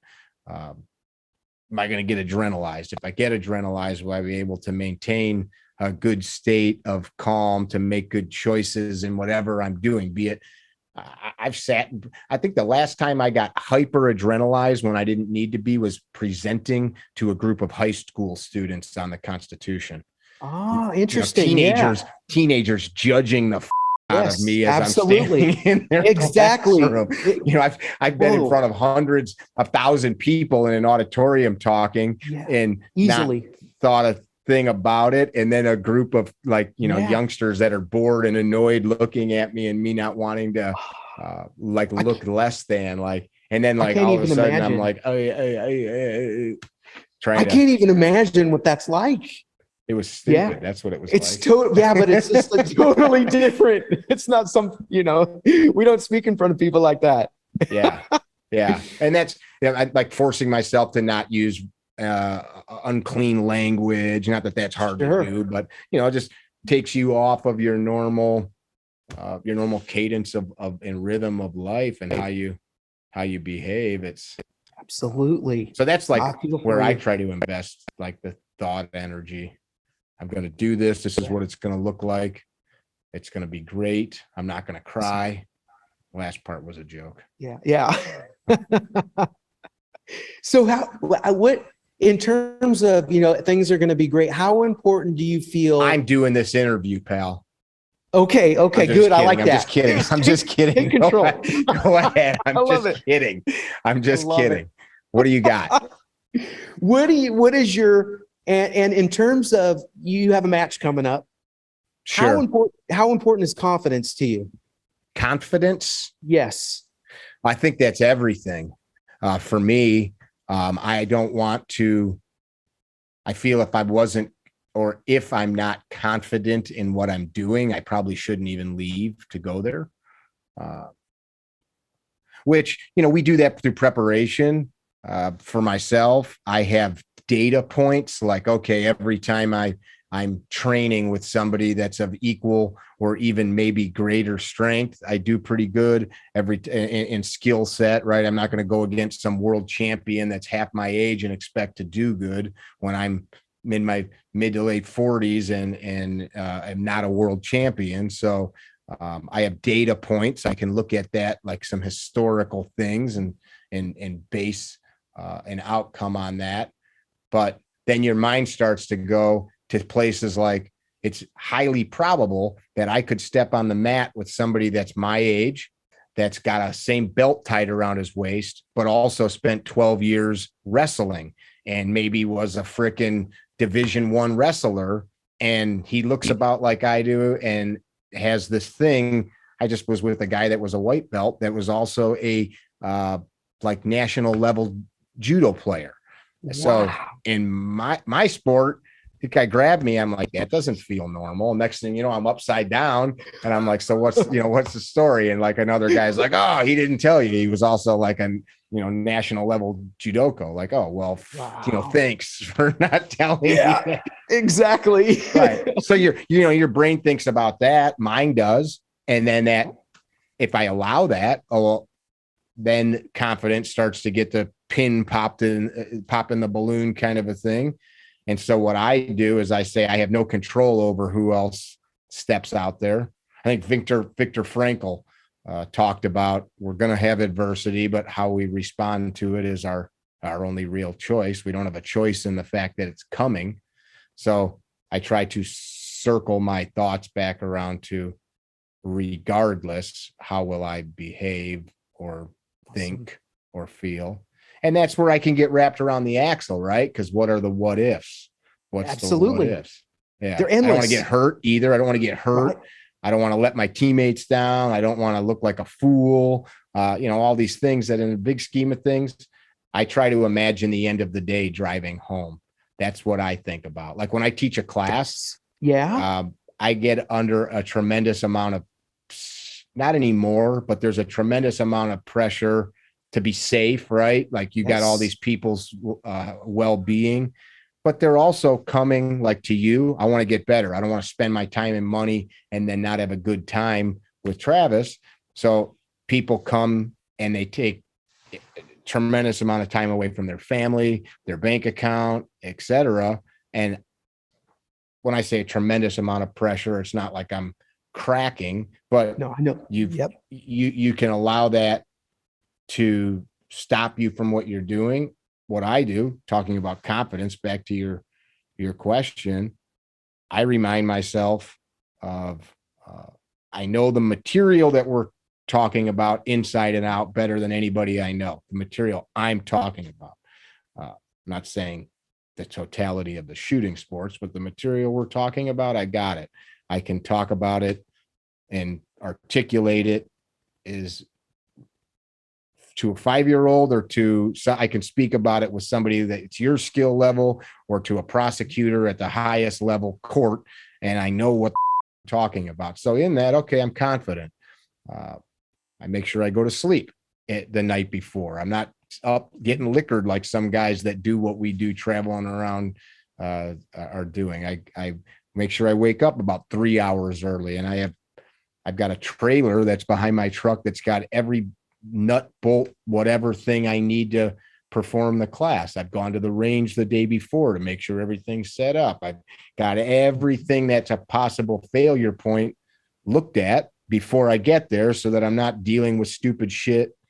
My guns are clean. My guns are oiled. My mags are jammed up, so I don't have to take the time to do that stuff. So I guess the confidence stuff, I do everything I can to create a good outcome. And then the things I can't control, I have less stuff to deal with instead of thinking about, you know what I'm saying? I think that answers your question. No, you answered that like a champion. I mean, that's that you in your the first thing you said was it's everything. And to that point, and then naturally you got into preparation, which is key. It's huge, it's tremendous, and that's what helps build our confidence. But the importance of confidence, I don't think you can overstate how important it is. And for me, yeah, go ahead. I was just going to say I'm going to let you finish. I don't want to stop your point. Well, for me, so here I am. For example, I'm in the unit and I've got unlimited ammo. I'm in the presence of Olympians, highly successful people. Skill for skill, I'm told that I am one of the best, but I'm not winning. Second, third, second, over and over for a couple of years. Maxie? Well, in the beginning, Max and I were competing, and then they split us up. And that's kind of where I went to Iron Sights, is they kept Max and open and me and limited, and which that's a whole different thing, but that was actually really good. It helped us help each other. We're no longer competing. We're now helping. But yeah, so what was the difference finally breaking through and being successful for me was believing in myself, learning to believe in myself and making success from the inside out versus relying on outside in. Okay, I can see from the targets and the timer, you know, in practice, wow, yeah, I'm fast, I'm great. And you know, all this, I go to a match, but then I lose. Where am I losing? And for me, it was all about learning to believe in myself and building that confidence that, you know, to your point, everything under my control was wired tight. As simple as the gun being zeroed. How important is that? It's huge. Your ammo being gauged or your mags, everything is perfectly tuned. Yes, you've done all your different shooting, left hand only, everything.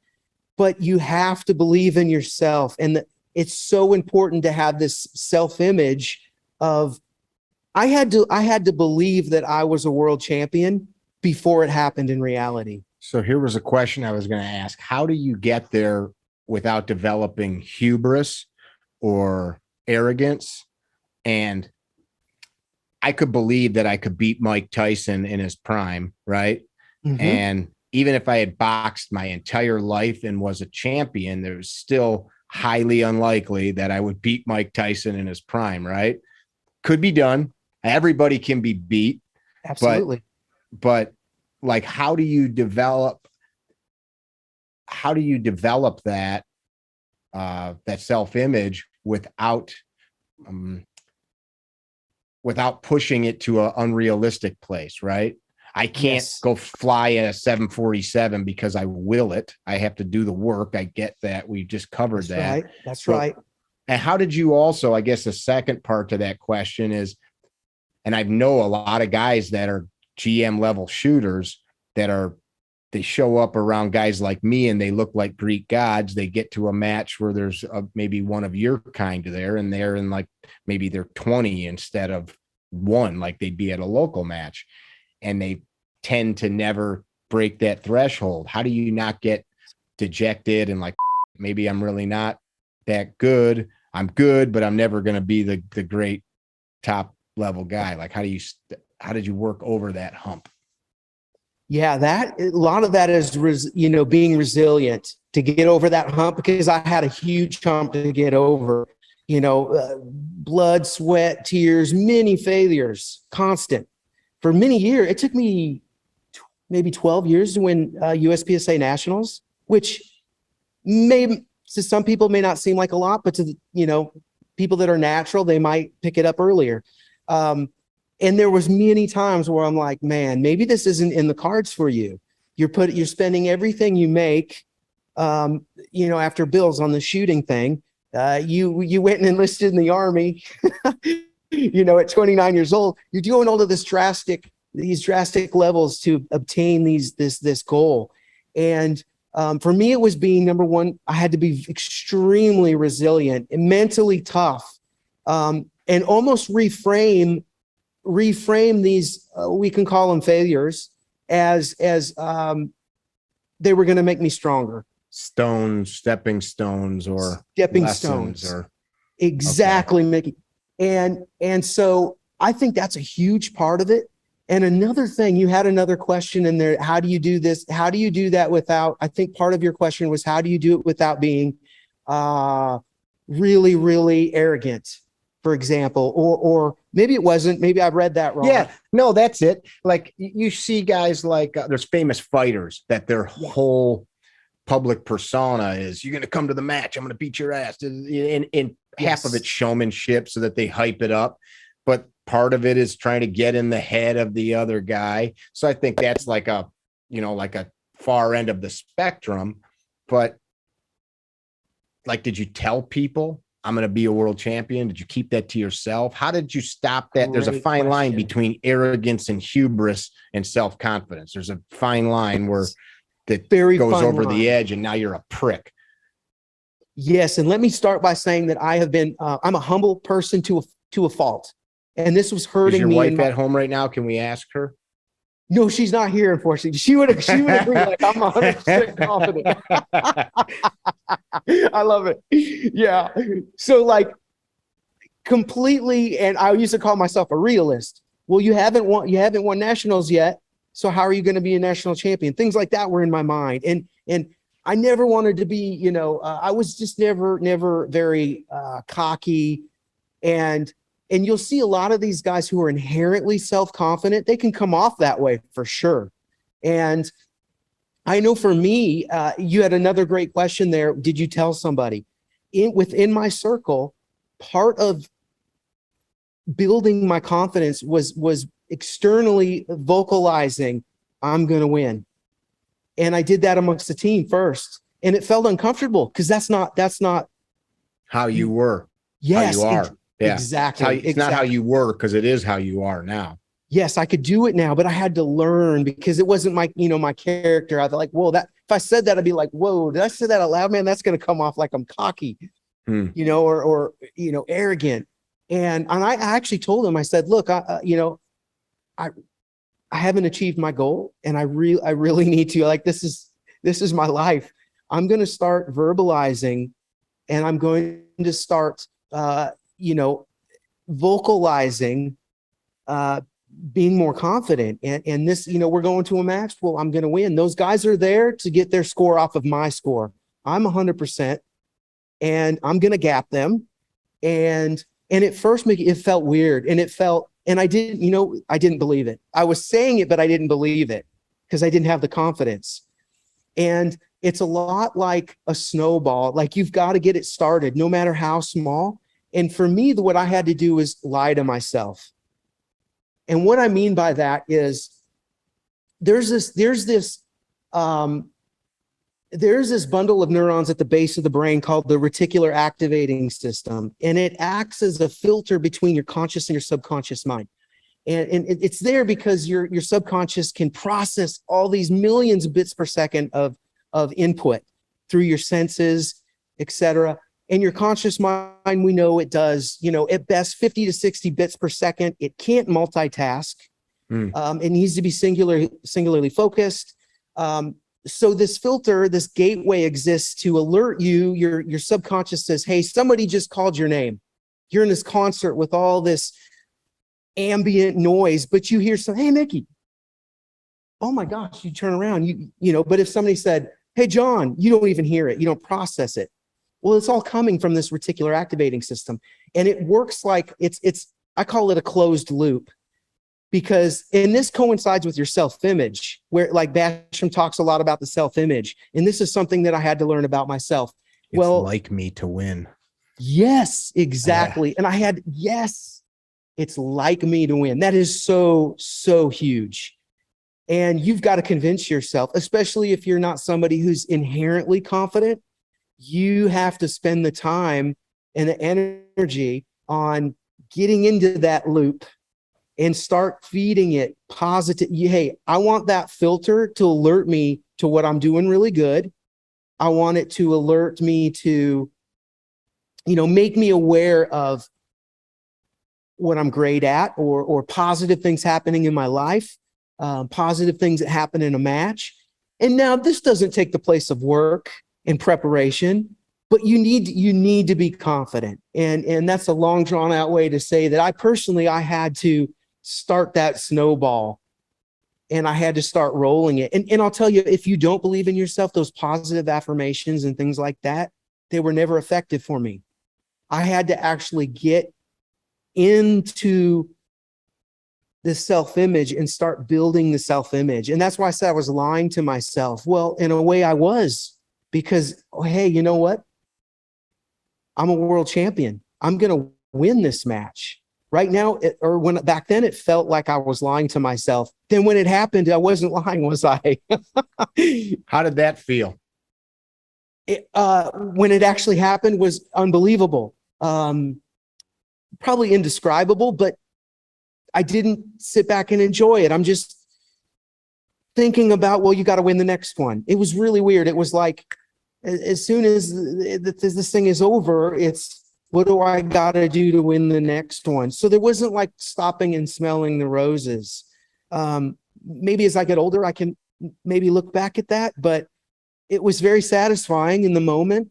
I didn't appreciate it maybe actually achieving those goals that I'd set out to. It just seemed like it was like, okay, that's done now. So on to the next one. So maybe If I'm in going to be all of completely that, honest. in all of that mental preparation, you could have added, and when I win, I will enjoy it. Yes. That could have been like one That's little right. add-on feature. Yeah. I'm going to soak all the pleasure out of it when I arrive Yeah. there. I like that. Yes. That never Damn entered it. my mind. Yeah, you Yeah. just want to get there. You just want to get there. I was totally just performance based and then some ways results based as well. It's like plowing through Thanksgiving dinner. Yes, exactly. Get Oh, right what to a the great stomach analogy. ache. It's just exactly what it was like. That's funny. That's funny stuff. Hey, I appreciate we spent 2 hours shooting the shit here. I appreciate Already? you taking the time. Wow. I think Awesome. we've covered, I could talk to you for another hour, but I want to give you an opportunity. I ask folks from time to time. So people that will never meet you, maybe never get to come to one of your courses, or maybe never see your face or hear your name or voice again, what would you leave them with? I would leave them with this. Don't give up. No matter what the situation is, whether it's any type of adversity you're facing, whether it is a goal, whether it's a situation that arises, just don't give up. Keep fighting. I like that. Have you personally been at points in your life where you wanted to give up? Maybe not anything to even do with shooting? Yes, I have been. Yep. Yeah. Did you ever Tough did you ever depression. give up and then look back and regret it? Is that part of the reason that you have this mantra? I think I was close. And the fact that in the end I didn't give up, I stayed in the fight. So I know the importance of it. And I know if you don't, how bad it can get through personal experience. So I do believe that if you stay strong and stay in the fight, regardless of your situation, and frame that as that's where your pleasure comes from, is not giving up. That's where you get dopamine from not giving up. It may not be that you maybe got the results that you wanted, for example, or you're in a tough situation, but frame it as, I'm a fighter and you've got me in a really bad hold. I'm not going to give up. I'm going to keep fighting. I love it. Trav, how do people find you? Yeah, they can. TravisTomasie.com is an easy way. Go to my website. You can email me at travis@travistomasie.com. TravisTomasie, correct? Perfect. Yes, exactly. .com. Yep, that would be the best way. And you're on Instagram? Instagram and Facebook. And yep. You on YouTube too, or no? I need to do more, so not too much lately. I got to do more. Got to work on my social media presence. What do people, if people are seeking you out, what products or services do you offer? Straight up marksmanship instruction. And as, like I said, I'm big into technique, but also above the neck and breaking plateaus and really getting to the next level. That's what I'm focused on, and imparting that knowledge that I've been fortunate enough to receive. That's awesome. Do you have a list of courses on your website? Or I do. Okay. Yes. So people can go on there, look at some open enrollment stuff, sign up, travel out. Yes. Exactly. What does one of the courses look like? Is it a day, 2 days, a week? How many rounds do people need? What's something like that? Yeah, it's usually 2 days, and it'll be anywhere from you'll usually fire about 800 rounds in those 2 days, and it'll be a couple of long days on the range, and we'll get into everything. Yeah. even were to buy a good set of roller skates. Yes, yes. And how to build a sign, a car wash sign. And we could get into anything. I like it.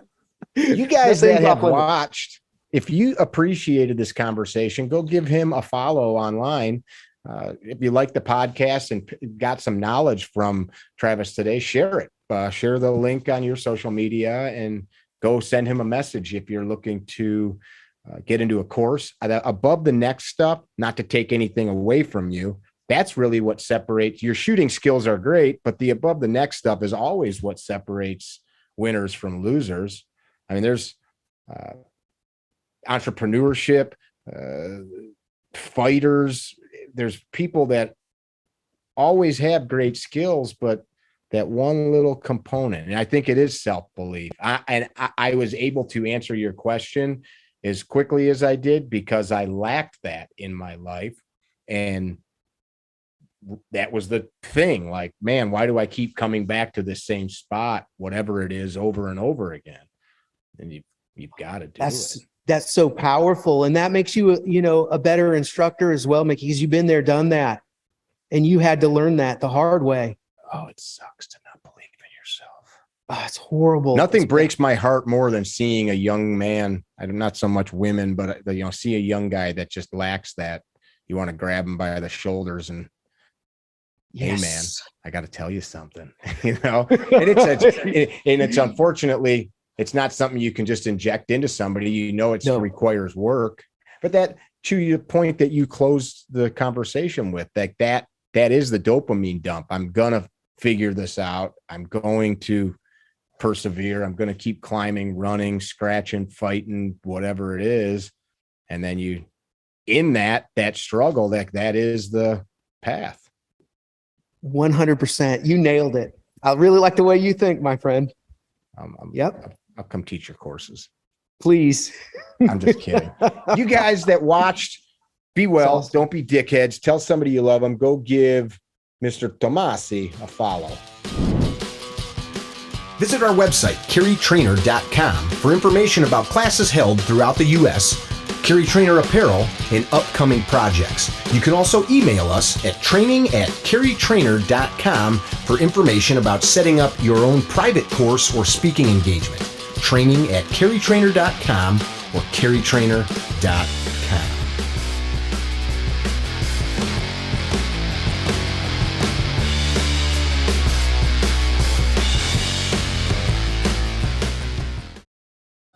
I said I got me some gunfighter gun law. Gunfighter gun law, baby. Gunfighter gun law, no more gunfighter blues. Made in the USA, amazing lubricity, 100% synthetic, baby. So it's gonna last you longer. So go on carrytrainer.com and order yourself some gunfighter gun or gunfighter lube to get rid of your gunfighter blues. I said go on and order yourself some gunfighter